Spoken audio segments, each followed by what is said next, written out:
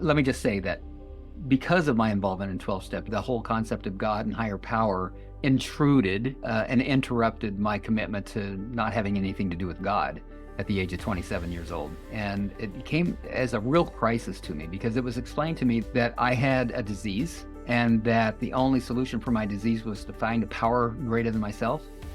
And the claim was that that power would be God. But we aren't going to call it God. We're going to call it a higher power to soften the blow for those of you that don't like the idea of God. You heard me earlier say I was both shamed and scared sober. That was the fear. The fear was, if in fact they are right, if I have a disease, and if the only solution to that disease is to find a power greater than myself, and if in fact that's God, I'm totally screwed.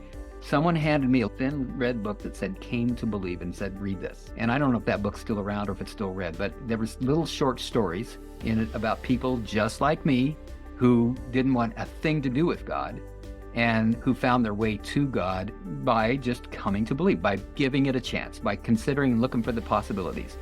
And I began to do that. I began to read different books on metaphysics and different things that spoke to me. And I found my way to believing that there must be a power greater than me in the universe. And I wonder if I can actually tap into it. So there's me, and then there's this power greater than me. And yet I feel this huge disconnect. How in the world can I ever get that connection? And this has been a lifelong thing from me since I was 27. 42 years now. And here's where I am today. This is how I see myself and my relationship to what people might call God. In the IFS model, self with a capital S is who I am. In accomplishment coaching, it's referred to as essence. We could use words like true self, core authentic self. Who I am is who I was born as. Who I am is who I am today, and who I will be the day I die. I'm not saying that it doesn't change, but what's consistent about it is who I am is perfect, whole, and complete.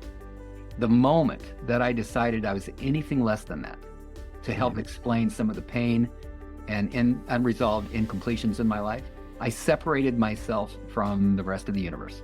I took on a mission to make sure that the rest of the universe never found out what I had just concluded about me. Whatever it is I'm trying to hide, I've got to buffer myself with a facade, a false identity. And that's what I spent my life building up. And now I'm being told I have a disease and I better let a higher power in. It was, at the least, to say the least, very, very upsetting. What I believe now is that by tending to those parts of me that formed and organized around the pain that had me separate from the rest of the universe, I began just a little bit at a time to be blessed with access to innate resources that have always been there, but that because of my fear, I've blocked myself from. Now, I refer to them as innate resources, but what I really believe is that inside my inner community, bringing inner harmony, healing, and balance to my inner community gives me access to something outside of myself that we all can access. By now, I've drawn that conclusion. I don't need to use higher power anymore. It's God.